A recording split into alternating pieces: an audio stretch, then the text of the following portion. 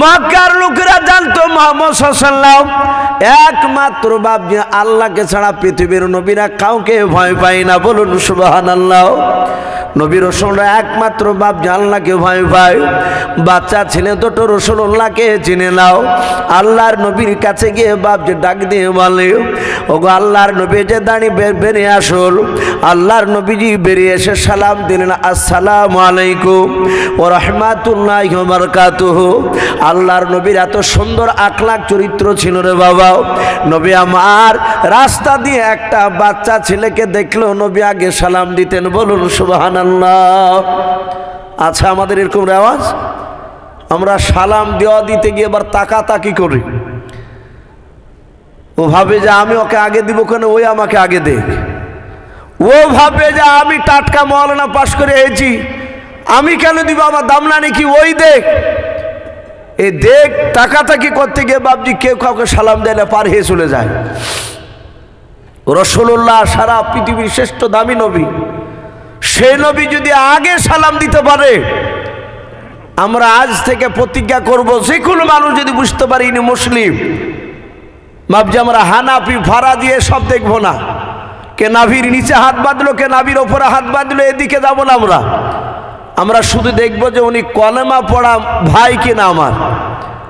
মুসলমান বুঝতে পারলি আমরা তাকে আগে সালাম দেওয়ার চেষ্টা করব। বলুন ইনশাআল্লাহ। বাপজি আমার সোনা লালেরা, আল্লাহর নবী জনাবে মুহাম্মদ রাসূলুল্লাহ সাল্লাল্লাহু আলাইহি ওয়াসাল্লাম বেরিয়ে এসে বললে, বাবা কি ব্যাপার? বলে আপনি নবী? বলে হ্যাঁ। আপনার আব্বার নাম কি? নবীজি বলেন আমার আব্বার নাম আব্দুল্লাহ। মক্কার ছোট ছেলেরাও, মদিনার ছোট ছোট ছেলেরাও রসুলকে কথা বলতে ভয় পেতেন না। বলুন সুবহানাল্লাহ। নবীর এত সুন্দর ব্যবহার ছিল। আমার বিশ্ব নবী ডাক দিয়ে বলেন, বাবা কাঁদছো কেন? বলে চাচা, ওগো আল্লাহর রাসূল, আমাদের টাকার পুটলা ওই আবু জেহেল লোকটা নিয়ে নিয়েছে। নবী বলেন, তোমাদের টাকার পুটলা নিয়ে নিয়েছে? বলে হ্যাঁ। বলে দেয়নি? বলে না। ওগো নবী, সেই লোকটা আমাদেরকে দেয়নি, যেভাবে জবান দিয়ে কথা দিয়েছিল তার উল্টো কাজ করেছে। ডাক দিয়ে বলল, ভাতিজা, ওরে বাবা, তোমরা দুই ভাইকে আবু জেহেলের সামনে দাবি করতে পারবা? বলে অবশ্যই দাবি করতে পারবে। আবু জেহেলের লোকেরা তাদের উদ্দেশ্য ছিল নবীর কাছে গিয়ে বলে, নবী আর বসে থাকবে না, নবী আবু জেহেলের বাড়িতে যাবে। ওই বাচ্চা ছেলে দুটোর টাকার পুটলা যখন আবু জেহেলের বাড়িতে গিয়ে নবীজি ডাক দিয়ে বলবে, চাচা আপনি এই দুটো বাচ্চা ছেলের টাকার পুটলা কি কেড়ে নিয়েছেন? আপনি বলুন। যখনই নবীজি আবু জেহেলের বাড়িতে গিয়ে টাকা দাবি করবে, আর ওই সময় আবু জেহেল বাড়ির ভিতরে পেয়ে তার ভাতিজাকে দরজা বন্ধ করে দিয়ে ঘরের ভিতরে মুহাম্মদ সাল্লাল্লাহু আলাইহি ওয়াসাল্লামকে মারবে। আমরা আবু জেহেলের লোকেরা দূর থেকে আমরা হাততালি মেরে মেরে আনন্দ ভোগ করবো, আমরা আনন্দ পাবো। এটা ছিল বাপজি আবু জেহেলের লোকেদের মনের তামান্না, বাসনা। ওই আবু জেহেলের লোকেরা বাপজি রাস্তার দুই ধারে খাজুর গাছের আড়ালে তারা উকি মেরে মেরে দেখছিল নবীজি যাচ্ছিল। আমার বিশ্ব নবীজি দুই বাচ্চার হাত ওখানা ধরে ধরে নিয়ে যাচ্ছে। আবু জেহেল বাবা ঘরের দরজা থেকে তাকে দেখলো যে বাচ্চা ছেলে দুটোর টাকার পোটলা কেড়ে নিয়েছে। আমি তাদেরকে বাড়ি থেকে খাবার খেতে দিই নাই, খাবার খেতে দিয়ে খাবারের বাসনগুলো কেড়ে নিয়েছিল, গলায় ধাক্কা দিয়ে বের করে দিয়েছি। ওই বাচ্চা ছেলে দুটোকে আবার মুহাম্মদ সাল্লাল্লাহু আলাইহি ওয়াসাল্লাম আমার ভাতিজা নিয়ে আসছে হাত ওখানা ধরে ধরে। আল্লাহ রসুলকে দেখতে পেয়েছে নবী আমার। 25 থেকে 30 হাত দূরে থাকতে আবু জেহেল চিৎকার করে বলেছিল, ওরে ভাতিজা খবরদার, ওখান থেকে আর সামনে আসবা না। আল্লাহ রসুল দুই বাচ্চা ছেলের হাত ওখানা ধরে বলেছিলেন, চাচা কেন আগে যাব না? বলে বাবা ওখানে দাঁড়ারে বাবা। বলে চাচা আমি এখান থেকে আর আপনার কাছে যাব না। বলে নাও। বলে কেন? বলে ভাতিজা তোকে বারণ করেছে, তুমি ওখানে তুমি দাঁড়িয়ে যাও। নবী বলেন চাচা দাঁড়ালাম, আর এগোবো না, সামনের দিকে যাব নাও। কিন্তু কথা বলুন, এই বাচ্চা ছেলে দুটোর টাকার পোটলাকে আপনি কেড়ে নিয়েছেন, আপনার বাড়িতে আছে কি? একটু একটু দয়া করে বলুন। আবু জেহেল বলল ভাতিজা, বাচ্চা ছেলের টাকার পোটলা আমার ঘরে ভরা আছে। বলে আপনি দেন নাই? বলে না দিই নাই। বলে আপনাকে হুকুম করেছে টাকার পোটলা বাচ্চা ছেলের দুটো হলে আপনি ফিরে নিয়ে এসে দিয়ে দেন এখনই। বলে ভাতিজা তুমি দাঁড়াও, আমি ঘর থেকে নিয়ে আসছি রে বাবা, আর আইগো বানার সামনের দিকে আসো বানাও। আবু জেহেলের লোকেরা দূর থেকে বাপজি দৃশ্যখানা দেখে তারা অবাক হয়ে গিয়েছে। কি ব্যাপার? ছলে বলে কৌশলে তার দুশ্মনকে নিয়ে যেতে দিলাম বাড়ির দিকে। বাড়ির দিকে যাচ্ছিল, আর আবু জেহেল আর বাড়িতে যেতে না দিয়ে দূর থেকে স্বীকার করে নিল টাকার পোটলা নিয়েছে বলে। মুহাম্মদ সাল্লাল্লাহু আলাইহি ওয়াসাল্লাম চাইলো আর ফিরে দিচ্ছে টাকার পোটলাটাও। আল্লাহর নবীর কাছে এসে টাকার পোটলা আবু জেহেল সামনে দিয়ে দিল। নবী ডাক দিয়ে বলেন বাবা দেখো টাকার পোটলাতে সঠিক টাকা আছে কিনাও। ডাক দিয়ে বাচ্চা ছিল দুটো টাকার পোটলা খুলে বলেছিল চাচা ও নবীজি আমাদের একটা টাকা পোটলা থেকে নাই নাই, বলুন সুবহানাল্লাহ। নবী বলেন নাইলি? বলে না। বলে তাহলে বাড়ি চলো। আবু জেহেল বলল ভাতিজা আর আমার কাছে নাই, যা ছিল সব টাকার পোটলা ফেরত দিয়ে দিলাও। আল্লাহর নবী জনাবে মোহাম্মদ রাসূলুল্লাহ সাল্লাল্লাহু আলাইহি ওয়াসাল্লাম চলে গেলেন। আবু জেহেলের লোকেরা তারা আড়াল থেকে বাপজি জঙ্গল থেকে বেরিয়ে এসে আবু জেহেলকে বলল ভাই আজ বুঝতে পারলাম তোমাদের চাচা ভাতিজার মধ্যে গোপন বন্ধুত্ব। বলে নিশ্চয় তোমাদের সাথে বন্ধুত্ব রয়েছে। আবু জেহেল দেখলো এরা তো আমাকে উল্টে বুঝেছে। আবু জেহেল বলল ভাতিজা ভাই কেন? ডাকি দিয়ে বলল তোমার ভাতিজাকে ছলো বলো কৌশল তোমার বাড়ির দিকে নিয়ে যাচ্ছিলাও, আর তুমি বাড়িতে যেতে দিলে নাও। টাকার পোটলা একটিবার তুমি না বললে না, স্বীকার করে নিয়েছো। আবু জেহেল বলল এই বন্ধুরা শুনে নাও, আমার ভাতিজাকে আমার চেয়ে তোমরা বেশি চিনো না? বলে না চিনি নাও। বলে কেমন করে বেশি চিনো? বলে বন্ধুরা শুনে নাও, ওই ভাতিজা বড় জাদুঘর, তোমাদেরকে জাদু করে নাই, আমাকে জাদু করেছিল। বলে কেমন করে? বলে ভাই ওই মুহাম্মদ সাল্লাল্লাহু আলাইহি ওয়াসাল্লাম আমার ভাতিজা যখন বাচ্চা ছেলে দুটো নিয়ে আমার বাড়ির দিকে আসতেছিল, ওই সময় আমি তার দিকে তাকে দেখলাম, তার দুই দিক থেকে এক নয় দুই নয় 60 থেকে 70 খানা তলোয়ার। মনে হচ্ছিল তার দুই দিক থেকে ছুটে এসে আমার বুকে এসে গেঁথে যাবে।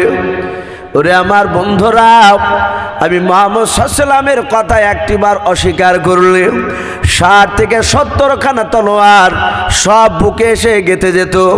ওরে বন্ধুরা আমি তার একটা কথা স্বীকার করেছি, শুধু তার তলোয়ারের ভয়।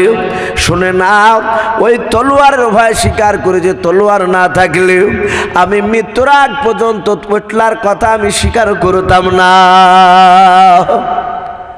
তলোয়ার দেখেছো? বলে না। বলো বড় জাদুঘর আমাকে জাদু করেছে, তোমাদেরকে করেনি। শয়তানরা সব বুঝে নিল কথাটাই, যেহেতু অন্ধবিশ্বাসী ওরা। বাপজি আমার সোনা লালেরা, আল্লাহর নবী জনাবে মোহাম্মদ রাসূলুল্লাহ সাল্লাল্লাহু তাআলা আলাইহি ওয়াসাল্লাম নবীর এরকম বেশ কিছু ঘটনা আবু জেহেল দেখেছিল। তা আবু জেহেল বলেছিল ওদবা সাইবাকে নবীকে ডাইরেক্ট মারতে পারা যাবে না। ওদবা সাইবা বলল তা নাহি মারলাম, ওকে ডাইরেক্ট মারতে পারা যাবে না। বলে কি করা যায়? বলে আগামীকাল সকালবেলা মিটিং ডাকে, তাফসীরে মারিফুল কোরআনে এসেছে। সকালবেলায় বেঈমান আবু জেহেল বাপজি তার দলের লোককে ডাকলো, এক নাই দুই নাই 12,000 বেঈমান বাপজি সব মুশরিকের বাচ্চারা সব একত্রিত হলো। সেই সভার প্রধান বক্তা ছিল বেঈমান আবু জেহেল। আবু জেহেল ডাক দিয়ে বলল, এই মক্কা নগরে কেউ কে আছো মুহাম্মদ সাল্লাল্লাহু আলাইহি ওয়াসাল্লামকে হেনস্থ করার মতো কেউ? সম্মানিত ভাইরা আমার, বাবা জীবনেরা, আমার বিশ্ব নবী দরদি নবী জনাবে মোহাম্মদ রাসূলুল্লাহ বলুন সাল্লাল্লাহু তাআলা আলাইহি ওয়াসাল্লাম, নবীজিকে বাপজি হেনস্থ করার অনেক মানুষ চেষ্টা করেছিল, পারেনি। ভাই, আমরা একটা দুটো করে মানুষ উঠে চলে যাচ্ছে আর মানুষের কম, আর তাতে ঠান্ডার সময় সত্যি প্রতিটা মানুষের কষ্ট হচ্ছে। প্রায় রাত্রি 10:30 বাপজি বাজতে চলল। দোয়া কি করে দিব ভাই? যেহেতু রাত্রি 10:30 মানে বিরাট রাত্রি এখন, তো যাই হোক আর মিনিট 10-15 বাপজি একটু বসি, ইনশাল্লাহ আমরা হুজুরকে নিয়ে দোয়া করিনি, ইনশাল্লাহ আমরা বাড়ি যাবো এখান থেকে। আর দোয়া মুখ্য ইবাদত, দোয়া হচ্ছে সমস্ত ইবাদতের মগজ বলা হয়েছে। আমরা সম্মিলিতভাবে আল্লাহর কাছে বাপজি দোয়া চাইব। আমাদের অনেকের আত্মীয় স্বজন কবরবাসী হয়ে গেছে, জানি না তারা অন্ধকার কবরে কি অবস্থায় বাপজি শুয়ে আছে। তা আমি বলছিলাম, আল্লাহর নবী জনাবে মোহাম্মদ রাসূলুল্লাহ সাল্লাল্লাহু তাআলা আলাইহি ওয়াসাল্লাম আমার বিশ্ব নবীকে বাপজি মারার জন্য আবু জেহেল 12,000 লোককে ডেকেছিল। ডাক দিয়ে বলল, কেউ আছো মুহাম্মদ সাল্লাল্লাহু আলাইহি ওয়াসাল্লামকে মারতে পারবা? বাপজি ওখানে অনেক লোক ছিল, কেউ বাপজি আপনার হাত তুলতে পারে নাই। তাফসীরে মারিফুল কোরআনে এসেছে, আমরা জানি হযরত আমিরুল মুমিনিন উমর ইবনুল খাত্তাব রাদিয়াল্লাহু তাআলা আনহু, এই খাত্তাবের বেটা উমর, উনি হাত উঁচু করে এভাবে বলেছিল, আবু জেহেল ওকে হুজুর টুজুর বলতো না উমর, মানে উমর তো জানে যে ওর চেয়ে শক্তিশালী আমি। তাই বললে, আবু জেহেল, আমি মুহাম্মদ সাল্লাল্লাহু আলাইহি ওয়াসাল্লামকে আমি মারতে পারবো, কিন্তু একটা কথা দাও, কথা বলো। আমি যতটা শুনেছি দেখেছি, মক্কার ছোট বড় প্রতিটা মানুষ সবাই আব্দুল্লাহর ছেলে মুহাম্মদ সাল্লাল্লাহু আলাইহি ওয়াসাল্লামকে ভালো বলে, বলুন আলহামদুলিল্লাহ। এটা ওমর প্রশ্ন করেছিল। আর শুধু তুমি বলো ওকে মারো মারো, ব্যাপারটা কি? ওমরকে বলল, ওমর তুমি মুহাম্মদ সাল্লাল্লাহু আলাইহি ওয়াসাল্লামের নতুন কথাগুলো শোনোনি? হাদিসে এসেছে বাপজি, আমার রসুলের উপর কোরআন নাজিল হওয়ার পরে কাফেররা দেখেছিল কোরআন এমন একটা জাদুকৃত কিতাব, কোরআন এমন একটা আকর্ষণ, মানুষ একটু মন দিয়ে শুনলি মক্কা নগরে সেই সময় তারা নবীর না হয়ে থাকতে পারত না, বলুন আলহামদুলিল্লাহ, তারা নবীওয়ালা হয়ে যেত। তাই আবু জেহেল, উতবা, সাইবারা যুক্তি করে মিটিং করে তারা বলেছিল, লা তাসমাউ লিহাযাল কোরআন ইলা আখিরিল আয়াত, তারা বলেছিল খবরদার মুহাম্মদ সাল্লাল্লাহু আলাইহি ওয়াসাল্লামের কোরআনকে শুনো না।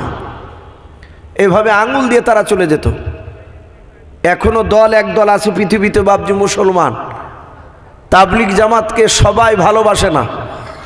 আমি জানি না আপনাদের এলাকায় ওই দল আছে কিনা, আমার মনে হয় এখন আর নেই। এসব আপনাদের এই শাহাদাতপুর মাদ্রাসার এই যে হুজুর বসে আছেন, প্রাক্তন মাওলানা, আপনাদের এলাকার খুব দামি, ওনাদের মেহনতে বাপজি অনেক শিরিক বেদাত আপনাদের এখান থেকে একদম দূর হয়ে গেছে।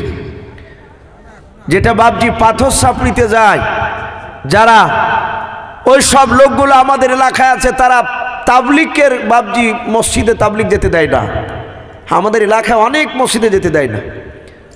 ওরা বলে যে তাবলিগের কথা শুনো না, এরা পাকা নবীর দুশমন। আমরা দেখেছি ভাই, আমি একটা আমাদের এলাকায় জালসা বাপজি আমাকে দাওয়াত করেছে 3টে শিক্ষিত ছেলেতে।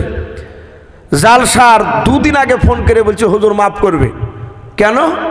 বলে, হুজুর আপনার আর মুফতি জারজি সাহেবের নাম শুনে আমাদের কাজ জালসা করতে দিবে না। কেন? বলে, ওদেরকে এখানে নিয়ে আসা হবে না। তা আমি বলেছিলাম যে ভাই একটু 8 ঘন্টা ওয়াজ করতে দিবে না? ওরা শুনবে, শুনে যদি বুঝতে পারে কেন আমাদেরকে করতে দেবো না, বলে আপনারা নাকি নবীর দুশমন। বলুন আস্তাগফিরুল্লাহ, আমরা নাকি নবীর দুশমন। আমাদের কথা তো বাপজি নবীর দুশমনওয়ালা কথা বুঝতে পারে। আমরা তো নবীর মহাব্বতের সাহাবাদের নবীদের কথা বলি। আমি নিজ চোখে দেখেছি বাপজি, আমরা আলোচনা করার পরে দূর থেকে লোকগুলো অনেকে শুনছিল, আস্তে আস্তে এগিয়ে আসছে। পরে সে বলছে হুজুর মাফ করবেন, আপনাদেরকে অনেক গালিগালাজ করেছি, কিন্তু আমাদেরকে মারেনি, নবীকে মেরেছে। তো অনেক জায়গায় এরকম আছে। তো আবু জেহেলরা বললো মুহাম্মদ সাল্লাল্লাহু আলাইহি ওয়াসাল্লামের কথা শুনবা না, এভাবে কানা হা দিবা।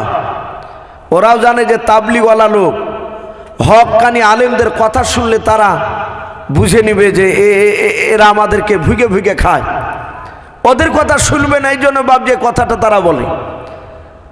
আবু জেহেল বলেছিল মুহাম্মদ সাল্লাল্লাহু আলাইহি ওয়াসাল্লামের কথা শুনবা না। নবীর লোক সাহাবাদেরকে যাদেরকে দেখতেন কাফের অমনি কানা হা দিতে, কানে তুলে ভরে হাঁটতো। ওমর রসুলের কথা শুনে নাই, কিন্তু নবীকে মারবো মারবো করত। নবীর অনেক সাহাবাকে ওমর মেরেছে।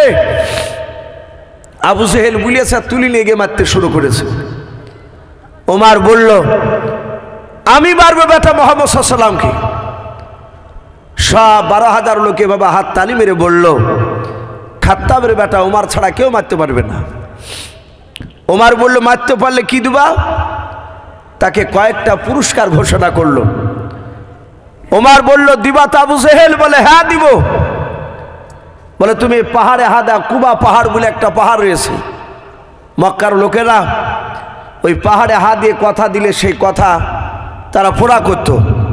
সে সময় আবু জেহেল বলে আমি কথা দিলাম। বলে তাই? বলে হ্যাঁ। বলে একটা বিষাক্ত ছোরা দেন। ওমরকে একটু বাবজি ছোরা দিল। ছোরাটা বাবজি কোমরে ভরে নিয়ে ওমর দৌড়াচ্ছে রাসূলুল্লাহকে মারবে। মুহাম্মদ সাল্লাল্লাহু আলাইহি ওয়াসাল্লাম অতি বাড়া বেড়েছে। 12,000 লোকের মধ্যে বাবজি কেউ হাত তুলেনি, শুধু ওমর তুলেছে হাত। হযরত ওমর বাবজি দৌড়ে চলে যাচ্ছে মরুভূমির ময়দান দিয়ে। ময়দানে যাচ্ছিল, দেখছিল রাসূলুল্লাহর একজন সাহাবা, কিতাবে নাম এসেছে হযরতে নাঈম রাদিয়াল্লাহু তাআলা আনহু বলে নাম। নাঈম বলেন ভাই ওমর অত উত্তেজিতভাবে দৌড়া কোথায়? ডাক দিয়ে বলল মুহাম্মদ সাল্লাল্লাহু আলাইহি ওয়াসাল্লাম আব্দুল্লাহর ছেলে, সে বড্ড বাড়া বেড়েছে, তার মাথাটা কাটতে যাচ্ছে আমাদের নেতা আবু জেহেল বলেছে। নাঈম বলল ভাই তুমি তো একাই, আর মুহাম্মদ সাল্লাল্লাহু আলাইহি ওয়াসাল্লামের তো সাথী আছে, তারা তো তোমাকে কম করে ছাড়বে না। যাহাতে আইবিলে স্যার ওমর আরো রেগে গিয়ে বলে এই বেটা তোর কথা শুনে মনে হচ্ছে তুই ওরই লোক। যারা ইমানদার হয় আল্লাহওয়ালা হয় পৃথিবীর কাউকে দেখে ভয় পায় না, একমাত্র আল্লাহকে ছাড়া। আমাদের ইমান দুর্বল তাই ভাবছি আমরা ভয় করি, কিন্তু সাহাবাদের ইমান তার দুর্বল ছিল না। নাঈম বলল ভাই আমি রাসূলুল্লাহর প্রকৃতি, আমি সাহাবা। ওমর বলল তোকে আগে জবাই করব, তারপরে বেটা মুহাম্মদ সাল্লাল্লাহু আলাইহি ওয়াসাল্লামের কাছে যাব। নাঈম বলল ভাই আমারও হাতে তলোয়ার রয়েছে, তুমি যদি আমাকে 10টা মারো আমি একটা তো মারতে পারবো। এই ওমর তোমার হাতে তলোয়ার আমারও হাতে তলোয়ার, তোমার দুটো হাত আমারও দুটো হাত, তোমার শরীরে রক্ত রয়েছে আমারও শরীরে রক্ত রয়েছে। ওমর আমাকে মারার আগে, নবীকে মারার আগে তোমার বাড়িটা ভালো করে খোঁজ নাও গা। ওমর বলল বাড়ি মানে? বলে খোঁজ রেখেছে তোমার আপন কলিজার টুকরা বোন ফাতেমা আর ফাতেমার স্বামী শাহিদ, এরা দুজনাতি তোমার রসুলের যে নবীকে মারতে যাচ্ছ সে নবীর কলেমা পড়ে মুসলমান হয়েছে, বলুন সুবহানাল্লাহ। উমারের যা রাগ ছিল নবীর উপরে, তার চেয়ে বেশি রাগ হয়ে গেল তার বোন বনের উপরে, তার দুলা ভাইয়ের উপরে ডাক দিয়ে বলল নাঈমকে, নাঈম এই কথা মিথ্যা বলছিস না তো? বলে না, খোঁজ নাও গা দেখতে বাবা। কিতাবে এসেছে সাঈদ আর ফাতেমা এরা দুজনে একজন সাহাবাকে ডেকে নিয়ে সে কোরআন শিখছিলেন। হযরতে খাব্বাব রাদিয়াল্লাহু তাআলা আনহু তিনি বাবজি কোরআন শিখাচ্ছিলেন গোপনে। সে সময় উমারের ভয়ে প্রকাশ্য কলেমার দাওয়াত দিতে পেরেছিলেন না, চুপি চুপি কলেমার দাওয়াত দিতেন, দিনের দাওয়াত। দরজা লাগানো আছে, উমার দরজার কাছে গিয়ে বাবজি এভাবে কান লাগিয়েছে, ইন্নী আলাল্লাহ কোরআন শরীফে কেউ বলেছেন সূরা তাহা, কেউ বলেছেন তওবার। তিনটে বাবজি আয়াত হযরত ওমরের কানে বাবজি আওয়াজ গিয়েছে। ওমর ডাক দিয়ে বলল, এই বোন, এই ফাতেমা, দরজা খোল। সাথে হাতে বাবজি যাহাতে ওমরের গলার আওয়াজ শুনে পেয়েছে। ফাতেমা বুঝতে পেরেছে তো আমার মায়ের পেটের ভাই, এ তো আমারই তো ভাই। এ মনে হয় বুঝতে পেরেছে নবী কলেমা পড়েছে, আমাদেরকে আর তো বেঁচে রাখবে না। হযরতে ফাতেমা রাদিয়াল্লাহু তাআলা আনহা উনি ডাক দিয়ে বলেন, খাব্বাব, আমার ভাই কোরআনকে চিনে না, কোরআনকে অবমাননা করবে, কোরআনটা নিয়ে তুমি আড়ালে চলে যাও ঘরের ভেতরে। হযরতে ফাতেমা কোরআনটা নিয়ে নাই, খাব্বাব বাবজি কোরআনের টুকরাটা বাবজি এভাবে বুকে জড়ে ধরে নিলেন। সে সময় কোরআন বাবজি আপনার গচ্ছিত ভাবে ছিল নাও, চামড়া লেখা থাকতো, গাছের পাতায় লেখা থাকতো, পাহাড়ের গায়ে লেখা থাকতো। হযরতে খাব্বাব কোরআনের বাবজি আয়াতগুলোকে বাবজি বুকের সাথে আপনার জড়ে ধরে নিয়ে ঘরের আড়ালে চলে গেল। কি বলছেন? যাহাতে বাবজি ঘরে গেল, ওমর ডাক দিয়ে বলল, ফাতেমা দরজা খোল।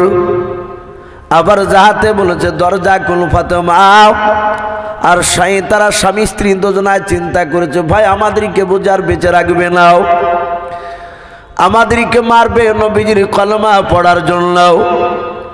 ওমর তার বোন দরজা খুলতে দেরি হয়েছে বলে বাবজি লাত মেরে দরজাটা ভেঙে ফেললাও। এখনকার মতো সিমেন্ট বালি দিয়ে বাবজি আপনার সেই সময় দরজা করা ছিল না। যাহাতে বাবজি পায়ের লাত মেরেছে, দরজা ভেঙে গেল। ওমর ঘরে বাবজি তলোয়ার হাতে করে নিয়ে ডাক দিয়ে বলল, দৌড়ে গিয়ে তার আপনার দোলাভাই শহীদের বাম হাত দিয়ে দড়িখানা ধরল। দাড়িখানা খেয়ে বাম হাত দিয়ে ধরার পর ডাক দিয়ে বলেছিল, ভাই শুনলাম তুমি নাকি কলমা পড়ে নিয়েছো, বলো কলমা যদি পড়ে না তাহলে তোমাকে মারবো আর বেঁচে রাখবো না। এই ভাই লালে তুমি এখনই কলমা ছেড়ে দাও। শহীদ বাবজি সিংহের মতো গর্জন দিয়ে বলেছিল, ওরে ওমর ভাই, শুধু আমি একাই নাই, তোমার কলিজার টুকরা বোন ফাতেমা শুধু শুনে নাও, আমরা স্বামী স্ত্রী দুজনায় নবীজির কলেমা পড়ে মুসলমান হয়ে গিয়েছি। ওমর আরো বাবজি রেগে গেল। ওমর বাবজি তার নিজের দোলা ভাইয়ের দাড়িখানাকে ধরে বাবজি টান মেরে ঝাঁকটা মেরে মাটিতে ফেলে দিলাও। হযরত ওমর দুলো ভাই আগলাতে পড়ে গেল।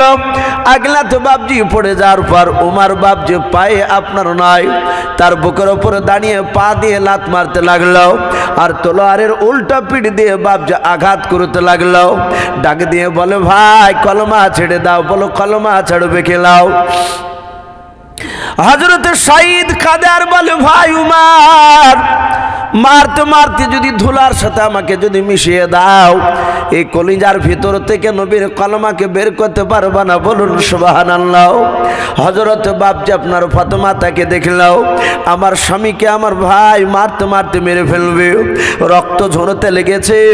হযরত ফাতেমা দৌড়ে গিয়াও নিজের স্বামীর বুকের ওপর শুয়ে পড়ে বলেছিল, ভাই আমার স্বামীকে মেরো না, আমাকে মারো, স্বামীকে ছেড়ে দাও। হযরত বাবজি ওমর এত অন্ধ হয়ে গিয়েছিল, তার দিলটা পাথরের মতো শক্ত হয়ে গিয়েছিল রে বাবা। ওমর নিজের বোনের ওপর বাবজি সেই সময় রহম হলো না। নিজের বোনের ওপর রাগ করে বাবজি থাকতে না পেরে ওমর চুলের মুঠিখানা বাম হাত দিয়ে ধরে বাবা আগুনেতে টান মেরে ফেলে দিলাও। দাঁড়াস করে বাবজি চিত হয়ে পড়ে গেল। হযরত বাবজি ওমর দৌড়ে গিয়ে তার বোনের বুকের ওপর দাঁড়িয়ে পা দিয়ে বাবজি লাত মারতে লাগলো আর বলতে লাগলো, ওরে বলু ফাতেমা, মারতে মারতে তোর বুকের বাতাগুলো ভেঙে দেব, বল এখনো নবীজিকে ছাড়বে খেলাও। তোলারের উল্টো পেট দিয়ে বাপ যাবার মারতে শুরু করলাও। ফাতেমা ডাক দিয়ে বলেন ভাই মারো গো, নবীজির কলমা ছাড়বো নাও। আবার মারতে শুরু করলাও। এত মার মারে হযরত ফাতেমা একটিবারও বাপ যে বলে নাই যে আমি কলমা ছেড়ে দেব। যত মারে তত ফাতেমা চিৎকার করে বলে ভাই আরো মান ভরে তুমি মারো ভাই। শুনে নাও, আমাদেরকে মেরে ফেলতে পারো কিন্তু নবীজির কলমা আমার কলিজা থেকে বের করতে পারবা নাও। হযরত বাপজি ওমর দেখলে এত মার মারলাও। ওমর থেকে দেখছে আগুনেটা বাপজি রক্ত রঞ্জিত হয়ে গিয়েছে। ওমর ডাক দিয়ে বলেন বল ফাতেমা এমন কি জাদু করেছে তোদের দুইজনকে তোরা কলমা ছাড়বি নাও? ওরে বোন একটিবার আমার কাছে জানের ভিক্ষা চা, তাইলে আমি মাঠটা তোদেরকে বন্ধ করে দেব।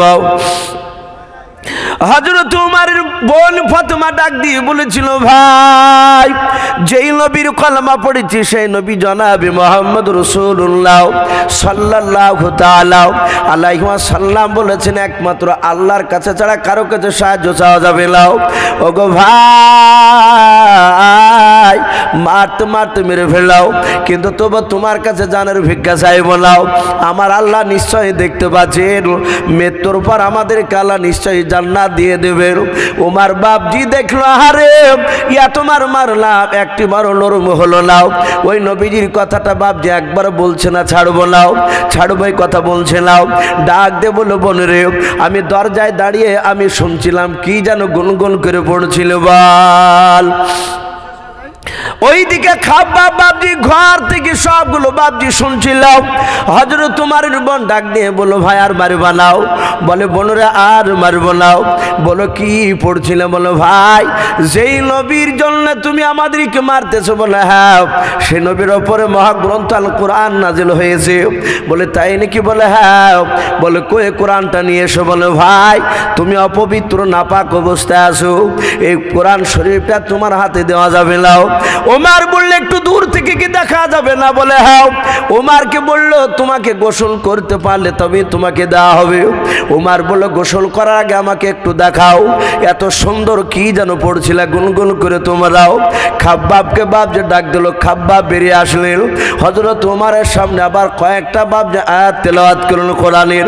হযরত ওমরের বাপজি ভাষা ছিল আরবি, নবীর ওপর কোরআন নাজিল হয়েছিল বাবা আরবি ভাষায়। কারণ আমরা সকলে জানি মক্কার ভাষা ছিল সেই সময় আরবি। আল্লাহ রাসূলের উপর কোরআন নাজিল হয়েছে আরবি ভাষায়। নবীজির কোরআনগুলো বাপজি শোনার পর ওমরের দিলটা বাপজি নরম হয়ে গেল। আল্লাহ বলেন আমি যখন যাকে হেদায়েত করব, হেদায়েত নূর তার দিলের ভিতরে জ্বালিয়ে দেব, সেই লোকটাও আর থাকতে পারবে না নবীজির কাছে না যাওয়া পর্যন্ত। ওমর বলল ভাই এত সুন্দর কথা কোথায় পেলাম? বলে সেই নবী জনাবে মুহাম্মদ রাসূলুল্লাহ সাল্লাল্লাহু তাআলা আলাইহি ওয়াসাল্লামের কলমা পড়ার জন্য তুমি মারছিলে। বলে হ্যাঁ। বলে ভাই ওই নবীর মুখ থেকে কথাগুলো শুনবো, একটু নিয়ে চলাও। হযরতে খাব্বাব বাপজি বেরিয়ে আসলো। হযরতে আমার সাইদ বেরিয়ে আসলেন ঘর থেকে। ফাতেমা বেরিয়ে আসলেন। ওমরের মাথায় বাপজি মস্তানি পাগড়ি বাঁধা আছে, হাতে তলোয়ার খানা আছে। হযরতে খাব্বাব সাইদ আর ফাতেমা তিনজনা চলে যায় ওমরকে নিয়ে। আল্লাহর নবী জনাবে মুহাম্মদ রাসূলুল্লাহ সাল্লাল্লাহু তাআলা আলাইহি ওয়াসাল্লাম বিশ্বদরদী নবী আমার অনেকগুলো সাহাবাকে নিয়ে বাপজি কথা বলছিলেন। আল্লাহর নবী তাকে দেখলেন ওমর আসতেছে আমার সাহাবাদেরকে নিয়ে। সাহাবারা ডাক দিয়ে বলে নবী গো ওই দেখেন আমার আপনার দুশমন ওমর আসতেছে, সাহাবাদেরকে ধরে নিয়ে। মনে হয় তার বোন কলমা পড়েছে বলে হয়তো আপনার কাছে নিয়ে এসে আপনার সামনে মারবে। নবী গো আপনাকেও মারতে পারে। ওগো আল্লাহর নবী একটুবার হুকুম করে দেন, ওমর আপনার দরবারে আসার আগে আমরা দৌড়ে গিয়ে ওমরকে জবাই করে দিয়ে জাহান্নামে পাঠিয়ে দিই। আমরা সবাই মিলে এখানে একত্রিত আছি। আল্লাহর নবীজি বাপ যেভাবে পেছন ঘুরে বলেন সাহাবা তোমরা কি জানো ওমর আমাকে মারতে এসছে? বলে তা জানি না, কিন্তু আমাদের ধারণা আপনাকে মারতে আসতে পারে হয়তো। আল্লাহর নবী বলেন ওরে সাহাবারাও আমি গতকালকে ওমরের জন্য আমি দোয়া করেছি, বলুন সুবহানাল্লাহ। আমি জানি না ওমর আমার কাছে কলমা পড়তে আসছে না ওমর আমাকে মারতে আসছে, আমি জানি না। এই সাহাবারাও তোমরা সবাই মিলে এখানে দাঁড়িয়ে থাকো, কেউ যেন সামনের দিকে পা ফেলে আগে যাবা নাও। আমি বারণ করলাম এই জায়গায় দাঁড়িয়ে থাকবাও, দেখে ওমর আমার সঙ্গে কি ব্যবহার করে তোমরা দূর থেকে দেখে ভাও। আল্লাহর নবীজি বাপনি সাহাবারা বলেন, আমার নবীজি আমাদেরকে বারণ করলেন সামনের দিকে যাওয়া নাও। সাহাবা উমার বাপজি হযরতে খাব্বাব সাইয়েদার ফাতেমাকে নিয়ে আসতেছিলেন বাবা। নবীজের কাছে তখনও কাছাকাছি আসতে পারে নাই, প্রায় 25 থেকে 30 হাত বাপজি দূরে ছিল আল্লাহর নবীজের সাহাবা উমার। আল্লাহ রসুল বাপজি দূর থেকে বাপজি দাঁড়িয়ে থাকতে পারলেন না। উমার কাছে আসতে দেখে নবী আমার দৌড়ে উমারের কাছে চলে গেলেন।